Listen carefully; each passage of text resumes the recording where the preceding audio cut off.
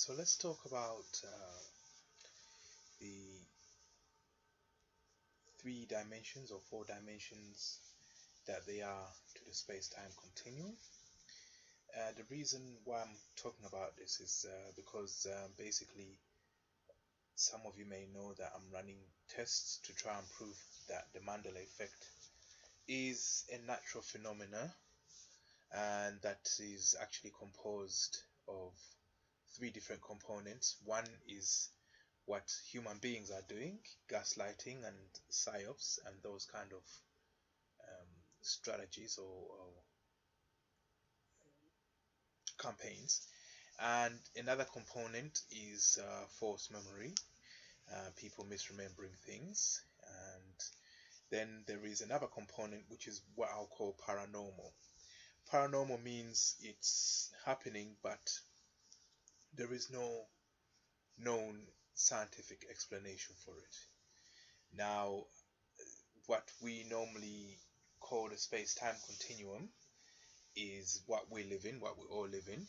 So the space-time continuum basically is everything out there in the universe. It's everything out there in the universe. So basically, in the space-time continuum, you have the three dimensions. So here you have a domain in three dimensions that moves in time. So time becomes the fourth dimension. Yeah. So at time equals 0, that dimension and everything that's happening in there is there. At time equals 1, it's the same dimension, but everything that's happening would have obviously adjusted as you go across time. So time becomes the fourth dimension. Now, recently, as I was looking at this Mandela effect random number, I noticed that the number itself was acting as if, well, what was happening in the present context of things appeared to be independent to what was happening in the past. Let me just elaborate a bit. So you have this number, and every day I choose a random number. But on this particular day, which was actually this Friday just gone, the 12th, I came to choose the new random number for the 12th. But as I came to do that, I noticed that the random number for the 11th had changed. There was discrepancies there. The random number for the 11th had then become the random number for the 10th. So what happened on the 11th had simply been erased and replaced with what happened on the 10th. Yeah, so what got me thinking is that maybe when you look at the past as something you did, yeah, the past can actually be present, yeah, at the same time with you in your current reality. Let me just explain that with a little video that I prepared. So basically, in this video, you see me. I've got this piece of paper up, and I'm gonna play around with this lid. Yeah. So as you can see, yeah, I start to play around with the lid. Yeah. Yeah. I'm playing with the lid, and as I'm playing with the lid, the piece of paper dropped. Yeah, I'll do that again just to show you. I'm playing this in slow motion. Yeah, just to show you what I mean. So what actually happens, I actually start playing with the lid, and as I'm playing with the lid, let me just rewind it a little bit. You can see my hand coming in there, right? So at time equals give me a second. Time equals 12. Yeah, you can see my hand starting to do something. Yeah, just move across here. Right, and at time equals 13, my hand is now doing something else, but this has started to fall. Yeah, so what I did at time equals 12, yeah, is still causing an effect at time equals 13, but at time equals 13 I've actually moved on to something else. So what I'm doing currently at time equals 13, yeah, is nothing to do with this piece of paper here. Yeah, so if I play that again, slow motion, you say, so just look at that. At time equals 4, yeah, at time equals 5, I flick my hand across the piece of paper. Time equals 5, time equals 5, and now I'm doing something else. I'm doing something completely different. I'm picking up a lid, and this paper is falling by itself. If I didn't know any better, I'd say, hang on a minute, what made that paper fall? Yeah, it's something I did in the past. So the past is causing reactions in my present time, which are independent of what I'm currently doing at that time. Yeah, this is something, if you all know, all magicians know. So now what's happening there is that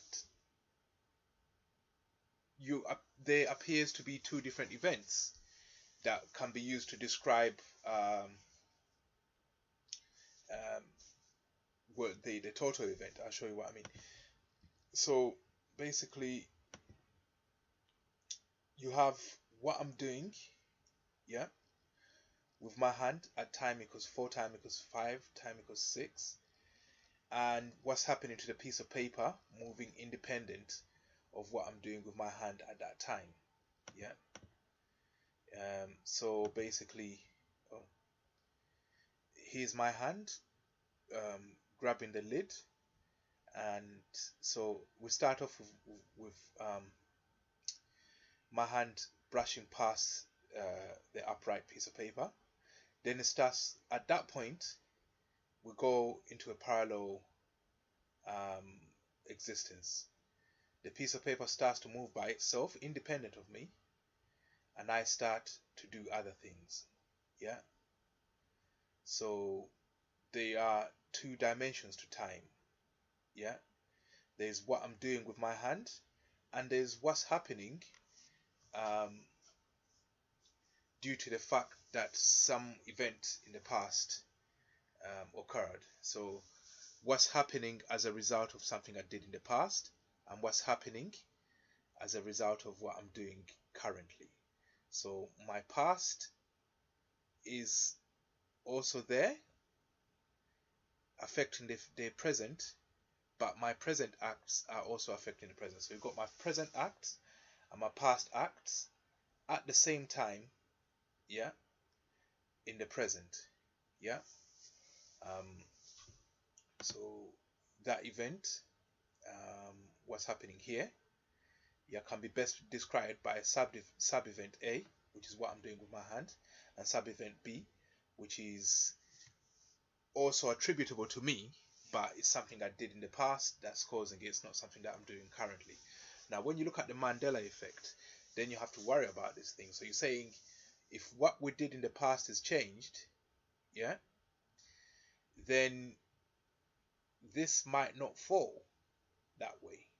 Yeah, if something changes in the past, this might not fall that way.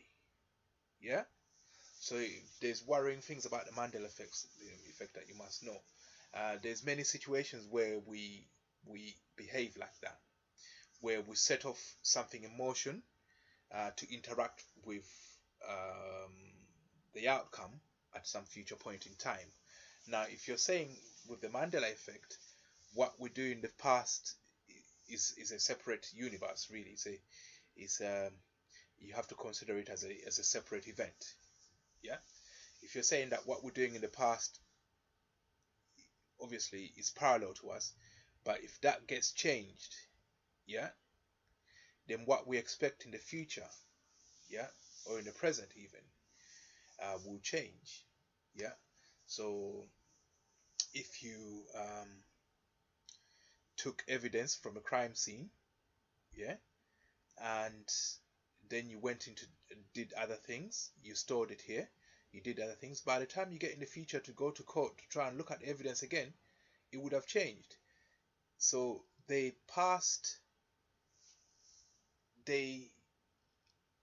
effect that has been brought about by a past event and the effect from your current actions, these are parallel worlds that occur at the same time, if you like. Yeah, they not at the same time, but they are the same event. They are the same event. It's the same object that caused those two, that is causing those two events. So that's one object, my hand, that caused this to drop, and it's also picking up um, that lid. So it's the same hand that caused that to drop, and it's the same hand that's picking up the lid. Yeah. So as far as that hand is concerned, in space, in the space it occupies, it's responsible for two separate but parallel events. Yeah. And the time component to those events have to be different. Yeah. So to the object, my hand, the time component for this event can be best described as, I'll put it as another dimension of time then. It's another dimension of time. Yeah. This is what I did earlier, and this is what I'm doing currently. So to the object, my hand, the time at this event is, well, 20. Yeah. And 21. Yeah. 21 is what I'm doing now, and 20 is what's happening now. That was actually brought about what I did then. Yeah. I don't know if you get that. So basically, the worrying thing about that Mandela effect is that when something does change in the past, it also means that the reaction that was gonna happen as a result of that event will also be changed. Yeah. So if you charge up a battery of a phone, yeah, and then that's changed, in future when you go to use your phone, you won't have any battery in it. So basically that's all I wanted to add, because I got a hit now on my random number.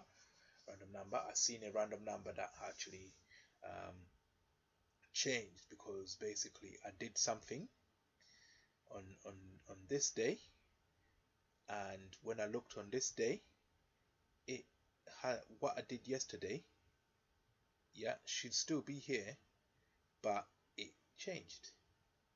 Yeah. Where I set the number yesterday, but when I look today, it had changed. But it's not something I'm doing today, it's something I did yesterday. Yeah. So just wanted you to be careful, but you can look at it in a positive way. You can say that Jesus freed everybody from sin, because there's no law in court that will be able to catch you if evidence is subject to change. It's just like it's a lottery, isn't it? So if evidence is gonna change, if evidence can potentially change in time, then we have to be careful. One, not to convict innocent people, and two, to come up with a way of catching those who are really guilty of crime, because the current way we're using evidence seems to have been compromised by the Mandela effect. I don't know, if you're a criminal, that's a good thing. If you're not, that's a bit concerning though. Take care.